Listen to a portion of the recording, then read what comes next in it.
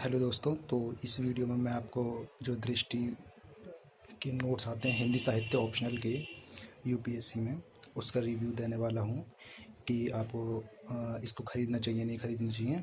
और इसके साथ ही ये भी बताऊंगा कि कौन सा सेक्शन के कितनी सारी बुक्स है इसमें टोटल, और आपको विस्तार से इसके बारे में जानकारी दूंगा।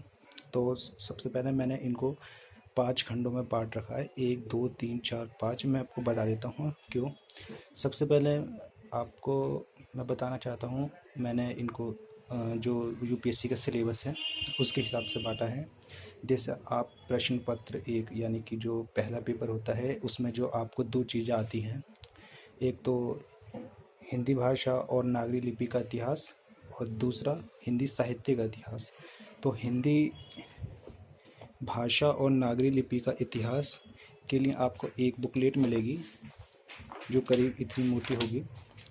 देखने में ये कुछ ज़्यादा मोटी लग सकती है बट प्रिंटेड नोट्स हैं, इसमें काफ़ी डिटेल में लिखा हुआ है, आप इसको कहानी के तौर पर पढ़ सकते हैं। तो ये ना टोटल बुकलेट्स जो नंबर ऑफ़ बुकलेट्स हैं उनका 13 है, यानी 13 हैं। देखने में संख्या में ज़्यादा हो सकती है लेकिन जब आप इनको पढ़ेंगे तो कुछ ज़्यादा नहीं है, कहानी के उसमें है, बाकी कुछ में व्याख्या है। मैं आपको विस्तार से बताता हूँ।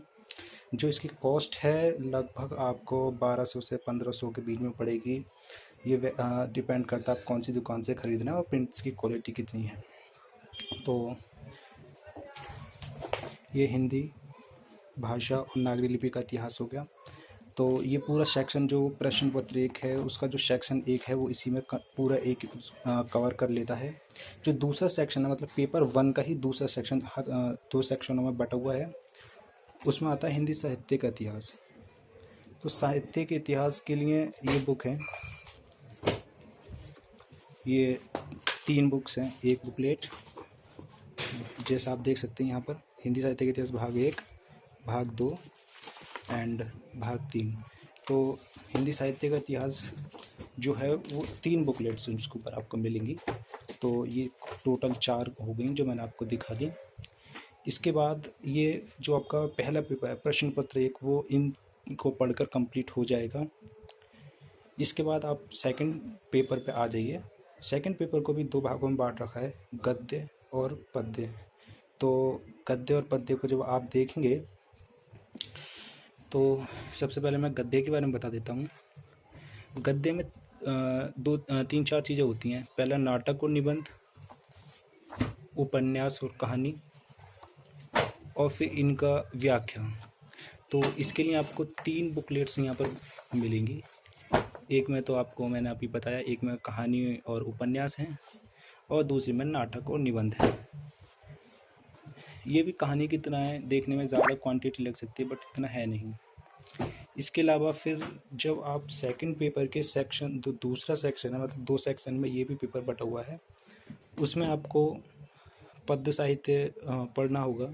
पद्य साहित्य में आपको मध्यकालीन कविता देख सकते हैं आप, मैं दिखा देता हूँ आपको। मध्यकालीन कविता, आधुनिक कविता और व्याख्या खंड है। ये इन जो आप पढ़ेंगे इनके दोनों के व्याख्या खंड है। ये व्याख्या खंड पद्य भाग 1, व्याख्या का भाग 1 और ये व्याख्या का 2, यानी कि ये जो पद्य साहित्य है पोइट्री, उसमें 2 व्याख्या के लिए और 2 कविताएं हैं जिसमें मध्यकालीन और आधुनिक कविताएं हैं। तो इस तरीके से आप पढ़ेंगे। ये इतनी बुकलेट्स आपके सिलेबस के लिए हैं। तो 1 3 4, 4 3 7, 7 और 4 11। बची हुई जो 2 बुकलेट्स मैंने अलग रख रखी हैं, ये आपको पढ़नी नहीं है, मतलब पढ़ना तो है लेकिन ये सिलेबस के प्रश्न पत्र हैं जो पिछले साल प्रश्न आए हैं, इम्पोर्टेंट हैं, जो रिपीट हो सकते हैं, उसके ऊपर 2 बुकलेट्स बनाई गई हैं। बेसिकली ये नोट्स हैं, इनको कंबाइन कर ये नोट्स बनाए गए हैं। तो इसके ऊपर भी आपको 2 नोट्स मिल जाता है। तो इसकी कॉस्ट मैंने आपको बता दी। इन सभी नोट्स की आपको 1200 से 1500 के बीच में पड़ेगी। मुखर्जी नगर या कहीं से आप ले सकते हैं। इसके अलावा कुछ लोगों का डाउट रहता है क्या इन नोट्स को पढ़ने के बाद यह सफिशिएंट है या उनको कुछ और भी करना पड़ेगा।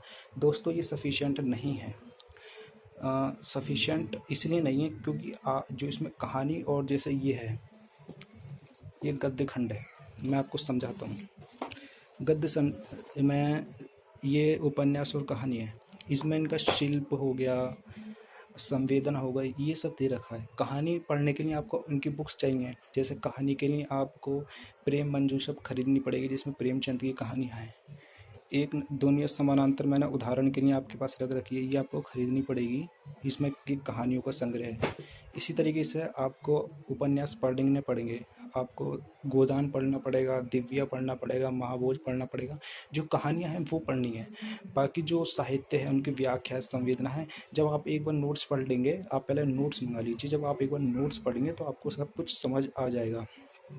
अब बहुत सारे लोगों का प्रश्न रहता है कि इन सब नोट्स को पढ़ना कैसे है, मतलब नोट्स नोट्स तो मतलब मटेरियल तो सारा है मार्केट में, लेकिन ऐसे ही थोड़ा ना कि रखा और पढ़ लिया, उसको समझने के लिए चीज़ चाहिए।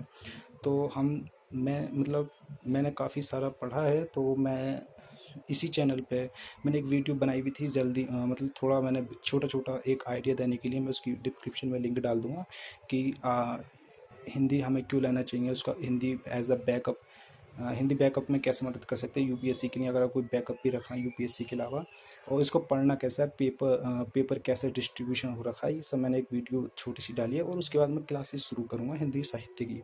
तो आप अगर चैनल सब्सक्राइब कर लेंगे, अगर आपको जानना है तो सब्सक्राइब कर लीजिए, और अगर कोई क्वेश्चन है इससे संबंधित तो आप मुझे डिस्क्रिप्शन में पूछ लीजिए, मैं संभव जितना संभव हो पाएगा मैं उसका उत्तर देने की कोशिश करूँगा। तो धन्यवाद। क्लास जहाँ तक शुरू होने की बात है, मैं मेरे को जैसे टाइम मिलता है फिर मैं कंटिन्यू करूँगा हिंदी साहित्य के ऊपर। Thank you.